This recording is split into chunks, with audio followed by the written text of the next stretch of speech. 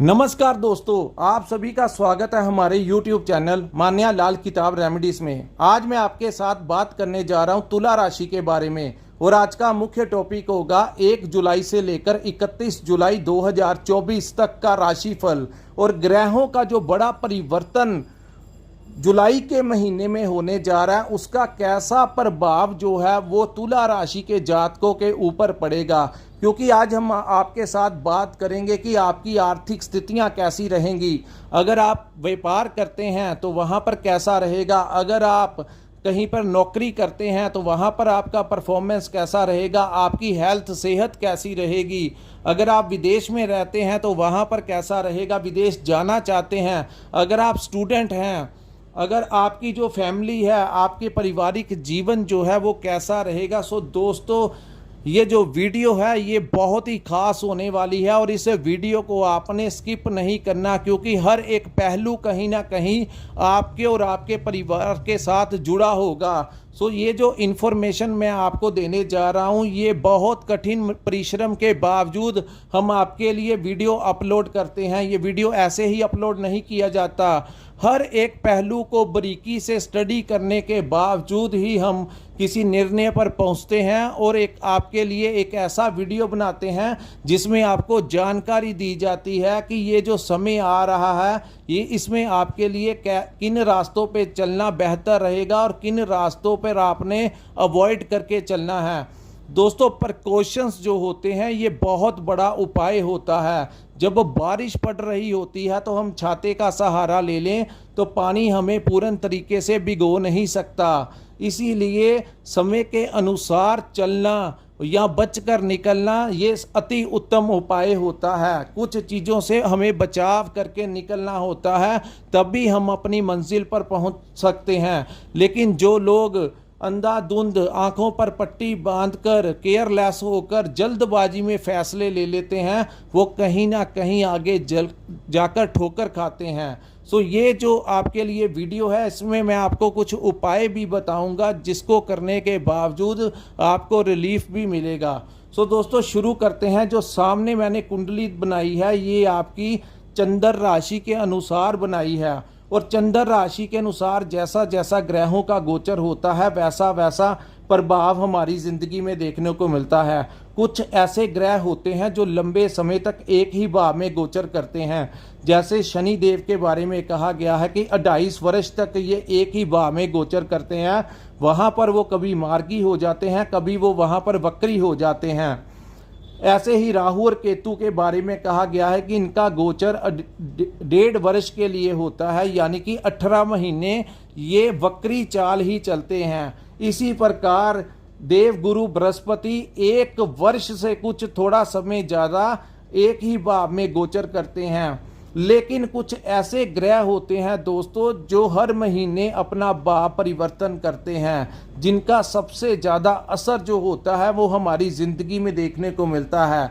ग्रह गोचर के दौरान सूर्य देव एक ऐसे ग्रह हैं जिनका प्रभाव सबसे ज़्यादा होता है।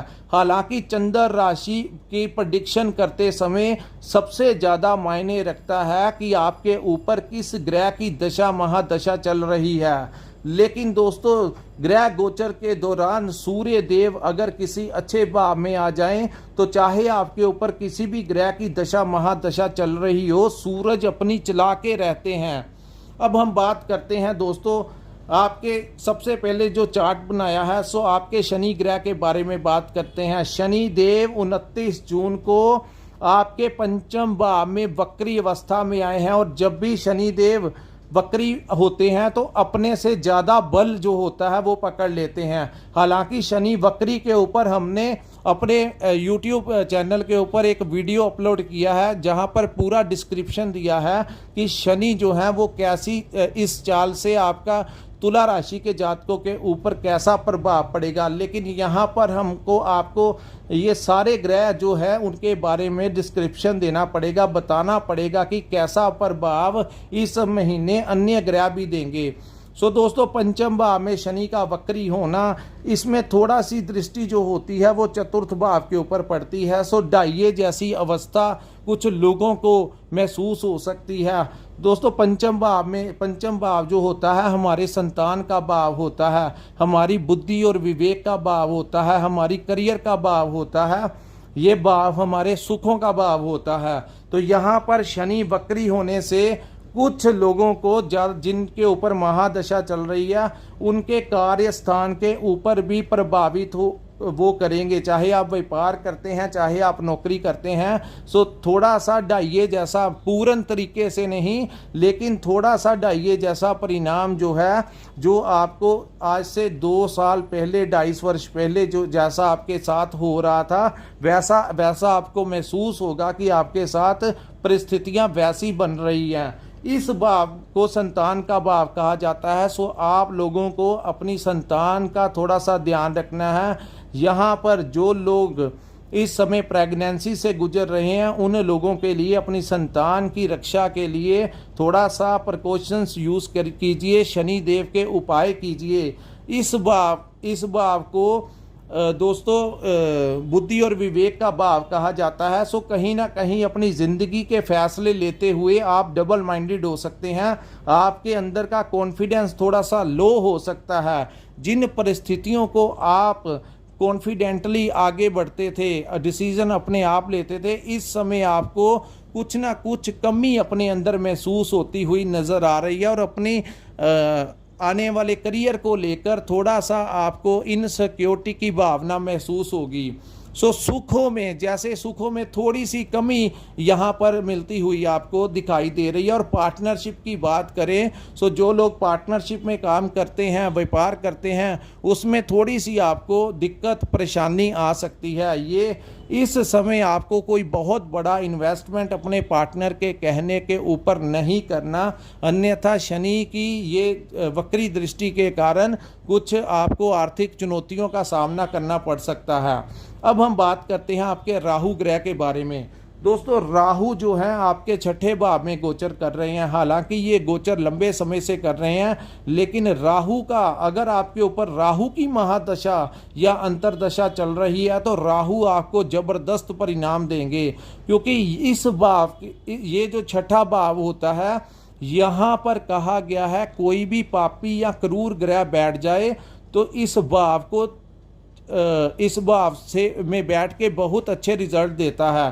खास करके इस महीने आपके कर्ज जो हैं वो अगर आपके ऊपर कोई पुराना कर्ज चल रहा है उसको उतारने के लिए कोई ना कोई आप योजना बना सकते हैं। आपको कोई ना कोई कर्ज उतारने के लिए रास्ता मिल सकता है।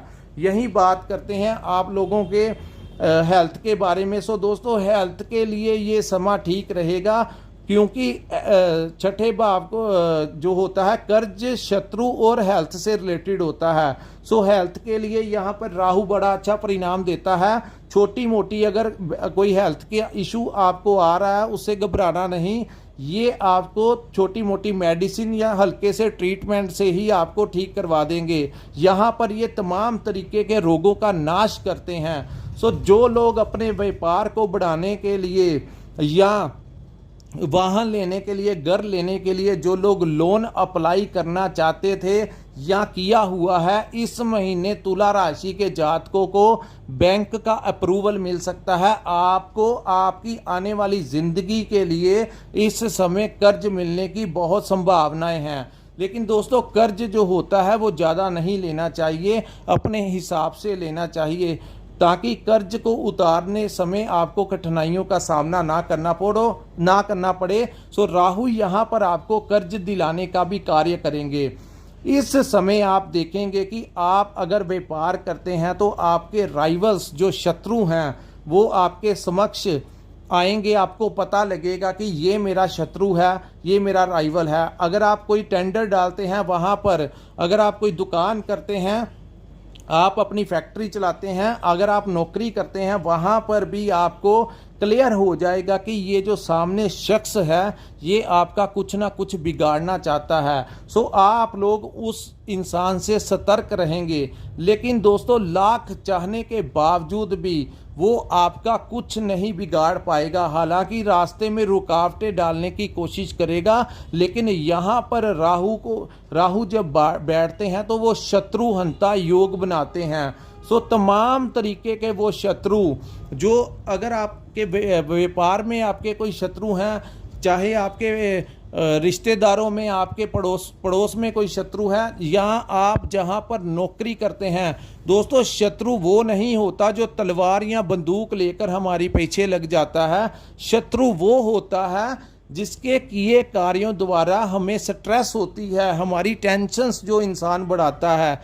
चाहे वो आपका कुछ भी कर ले, चाहे वो आप जहां पर नौकरी करते हैं, आपका वो बॉस जो आपके ऊपर प्रेशर डालता है, आपके कोलीग्स जो आपके ऊपर प्रेशर डालते हैं, वो चाहे जो मर्जी कर लें, लेकिन अंत में जीत जो है वो तुला राशि के जातकों को मिलती हुई दिखाई दे रही है। सो दोस्तों, अब मैं आपको ये बताऊंगा कि कुछ ऐसी युतियां बनेंगी इस महीने, जिस चीज़ का आप लंबे समय से इंतज़ार कर रहे थे, उसका रिजल्ट जो है वो आपको जुलाई के महीने में मिलता हुआ दिखाई दे रहा है। क्योंकि दोस्तों पहले ऐसी युतियां नहीं बनी थी। एक तो गुरु और मंगल की युति बनेगी इस महीने। दूसरा दोस्तों, सूर्य देव जो हैं वो भाग्य भाव से निकलकर 15 के पश्चात 10वें भाव में जाएंगे, जिसको यश का भाव, मान सम्मान का भाव कहा जाता है, जिसको राज दरबार का भाव कहा जाता है। सो हम बात करते हैं आपके मंगल और गुरु की।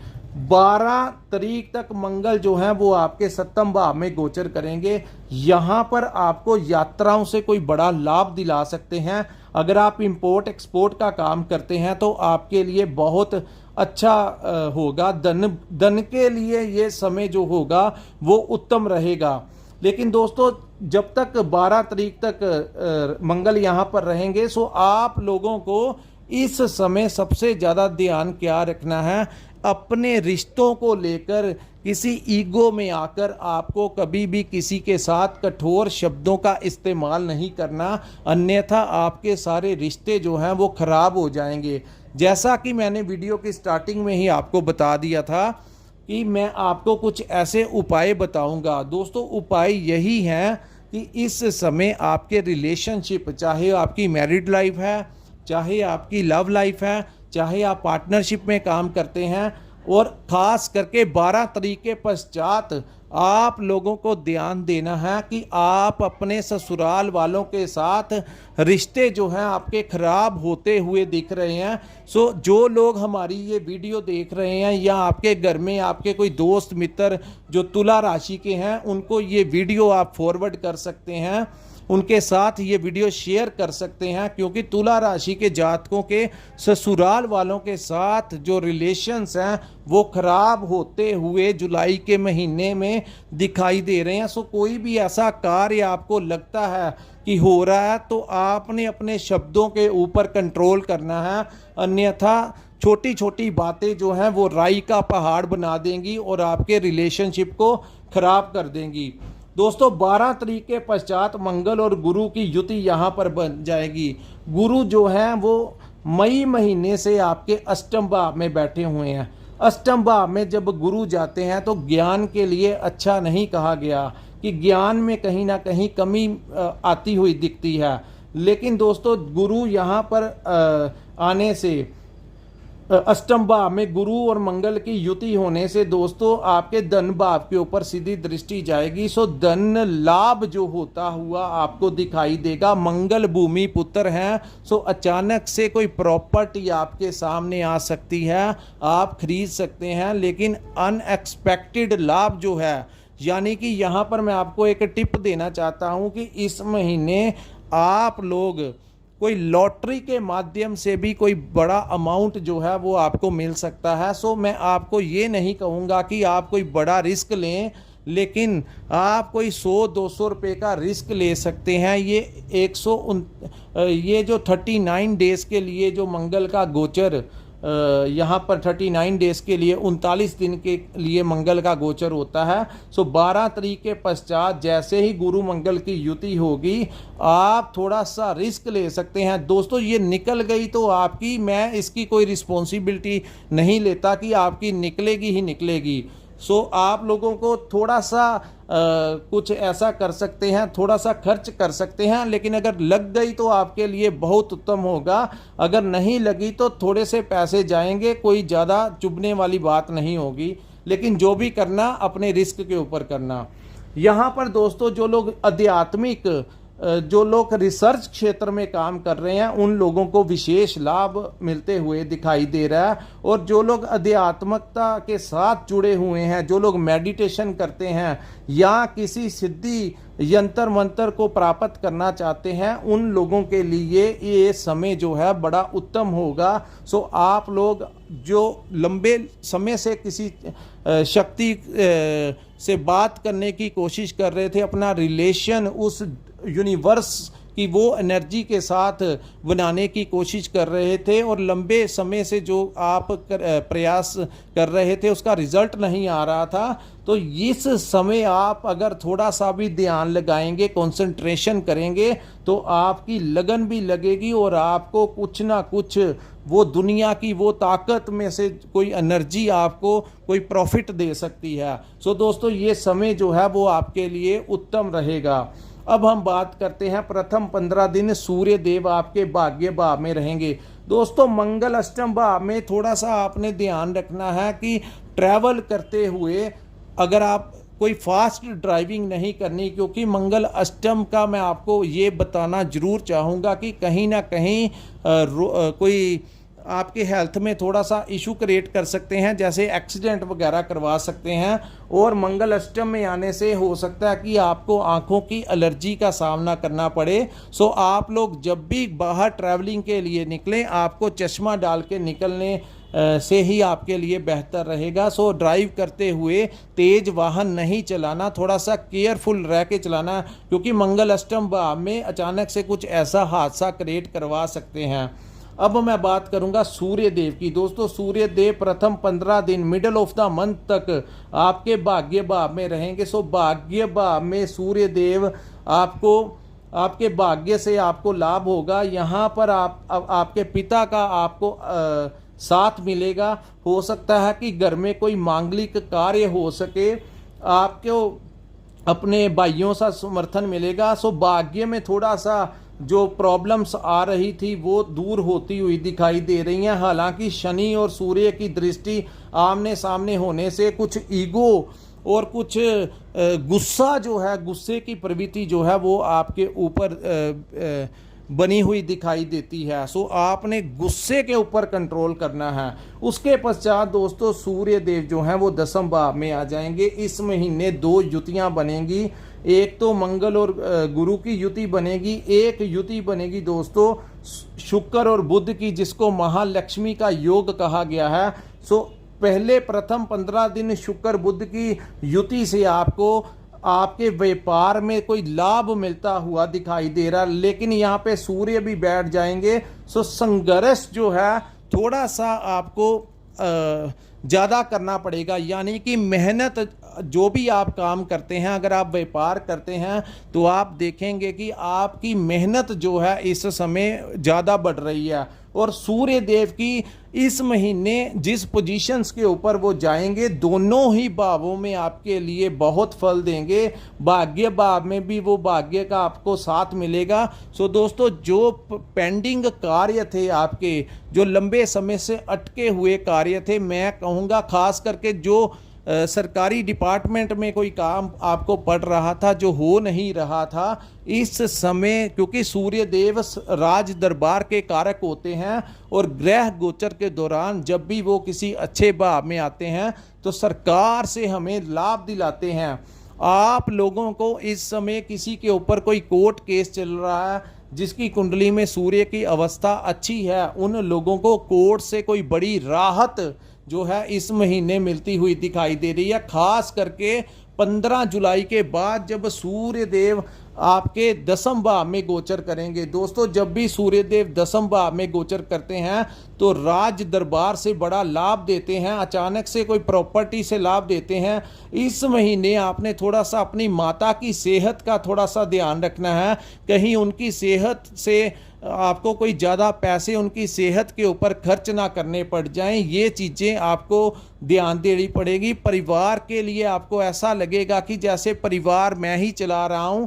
आपको अपने परिवार से कोई ज़्यादा सहयोग ना मिलने से आपका जो दिमाग होगा उसमें थोड़ी सी फ्रस्ट्रेशन आने की भावना रहेगी। लेकिन व्यापार के लिए समय उत्तम रहेगा, खास करके 15 के पश्चात जो लोग व्यापार करते हैं उन लोगों के क्लाइंट्स बढ़ेंगे। यहाँ पर बुद्ध देव की कृपा से भी आपके कम्युनिकेशन स्किल्स बढ़ेंगे। आपको कोई समाज में इज्जत मान की प्राप्ति दिला सकते हैं। जो लोग राजनीति में जुड़े हुए हैं उन लोगों को कोई बड़ा पद मिल सकता है। यहाँ पर जो लोग सरकारी नौकरी के लिए ट्राई कर रहे हैं उन लोगों को सरकारी नौकरी में अगर आपका कोई इंटरव्यू है उन लोगों के लिए अच्छा रहेगा। जो लोग मार्केटिंग, ट्रेडिंग, कंसल्टेंसी का काम करते हैं वो अपनी बातों में सामने वाले को इतना प्रभावित कर देंगे कि वो आपके साथ ही डील फाइनल करके जाएंगे। वहीं हम बात करेंगे कि जो लोग नौकरी करते हैं उन लोगों को, चाहे प्राइवेट सेक्टर हो चाहे पब्लिक सेक्टर हो, आपको आपके उच्च अधिकारियों का सहयोग मिलेगा। आपके कार्य की प्रशंसा होगी जिसके कारण आपका नाम जो है प्रमोशन के लिए रिकमेंड कर सकते हैं। आपका इस जुलाई के महीने तुला राशि वालों को प्रमोशन भी मिल सकता है। अगर आपके ऊपर सूर्य की महादशा लगी हुई है और सूर्य आपके उच्च के भाव में जन्मजात बैठे हुए हैं तो ये कार्य आपका होकर ही रहेगा। अब हम बात करते हैं दोस्तों, यहां पर आपका लक्ष्मी नारायण योग भी बनेगा। शुक्र और बुध का कॉम्बिनेशन होगा, सूर्य और बुध का बुध आदित्य योग। यानी कि इसीलिए मैंने आपको इस वीडियो में बताया कि कुछ लोग जो परिणाम लंबे समय से प्रयास कर रहे थे, कार्य कर रहे थे, मेहनत कर रहे थे, वो आप अपनी मंजिल पर पहुंचने के लिए आपको जो आगे का रास्ता है वो जुलाई महीने में आपको स्पष्ट हो जाएगा, क्लियर हो जाएगा कि आपके लिए ये बिजनेस या ये नौकरी जो है वो ठीक रहेगी कि नहीं रहेगी। कि मेहनत करने वालों के लिए ये समय जो होगा जुलाई का महीना काफ़ी हद तक पॉजिटिविटी लेकर आएगा। दोस्तों, यहाँ पर जो लोग एनजीओ से जुड़े हुए हैं, हो सकता है आप लोग किसी एनजीओ के साथ जुड़ जाएं, वहाँ पर या राजनीति किसी भी प्रकार से ये समय दर्शा रहा है कि आप लोग अगर किसी स्टेज के ऊपर जाते हैं तो लोगों द्वारा आपको कोई ऑनर दे सकते हैं, आपके गले में कोई हार डाल सकता है। कहने का भाव, समाज में आपको आपका बनता हुआ आपका नाम बनेगा, आपको मान सम्मान की प्राप्ति होगी। अब हम बात करते हैं दोस्तों 12वें भाव में बैठे केतु ग्रह की। केतु ग्रह के 12वें भाव में बैठने से थोड़े से खर्च जो हैं वो आपके बढ़ते हुए दिखाई दे रहे हैं। आपको अपने खर्चों के ऊपर, जो बेवजह खर्चों के ऊपर आपको थोड़ा सा लगाम डालना है। वहीं केतु यहाँ पर बैठने से दोस्तों, केतु का काम क्या है, जैसे राहु हर चीज को पाना चाहता है, केतु हर चीज को त्यागना चाहता है। ये दोनों है तो एक ही शरीर के, लेकिन सिर वाला जो हिस्सा है वो राहु है और राहु बड़ा षड्यंत्रकारी है, जबकि केतु टोटली उसका उल्ट है। केतु क्या करता है, केतु त्याग की भावना लेकर आता है। हो सकता है कि कुछ लोगों को महसूस हो कि ये जो दुनियादारी है, ये सब कुछ जो है ये हमारी मंजिल नहीं है, पैसा पाना हमारी मंजिल नहीं है। कहीं ना कहीं अध्यात्मकता के साथ इस महीने तुला राशि वाले जातक जो हैं धार्मिक प्रवृत्ति के होते हुए दिखाई देंगे। वहीं जो लोग विदेश में रह रहे हैं और जिनकी जन्म कुंडली में केतु स्ट्रॉन्ग है, अच्छे भाव में बैठे हुए हैं, विदेश में बहुत अच्छी सेटलमेंट होगी। इस समय विदेश जाने के चांस जो हैं वो बढ़ते हुए दिखाई दे रहे हैं। स्टूडेंट्स थोड़ा सा भ्रमित होंगे अपने करियर को लेकर, अपने सब्जेक्ट को समझने में, लेकिन अगर विदेश जाने के लिए अगर आप इस महीने प्रयास करते हैं तो आपको वीज़ा मिलने के चांसेस बहुत बढ़ जाएंगे। इंपोर्ट एक्सपोर्ट के काम में आपको फ़ायदा मिलेगा। जो लोग मल्टीनेशनल कंपनीज में काम करते हैं उनको प्रमोशन होगी। दोस्तों, जो लोग सोशल मीडिया में काम करते हैं, इंटरनेट से रिलेटेड काम है, या उनकी आमदन का स्रोत जो है वो किसी अन्य देश से है, उन लोगों को ज़्यादा लाभ मिलता हुआ इस महीने दिखाई दे रहा है। सो दोस्तों, ये ओवरऑल जो था, ये जो एनालिसिस है, ये तुला राशि के जातकों के लिए था। और जुलाई का महीना तुला राशि के जातकों के साथ कैसा रहेगा। अगर आपको हमारा ये वीडियो अच्छा लगा हो, कृपया हमारे इस वीडियो को लाइक और सब्सक्राइब करना मत भूलिए। और नीचे कमेंट सेक्शन में कमेंट कर जरूर बताया कीजिए कि आपको वीडियो कैसा लगा। जब आप हमें कमेंट करते हो तो हमें इंस्पिरेशन मिलता है। अगर आपने अपनी कुंडली का एनालिसिस करवाना होगा तो स्क्रीन के ऊपर हमारा जो नंबर दिया हुआ है, वहां पर आप हमारे साथ संपर्क करके अपनी कुंडली का पूर्ण विश्लेषण करवा सकते हैं। इसी के साथ हम इस वीडियो को विराम लगाते हैं। नमस्कार, जय माता दी।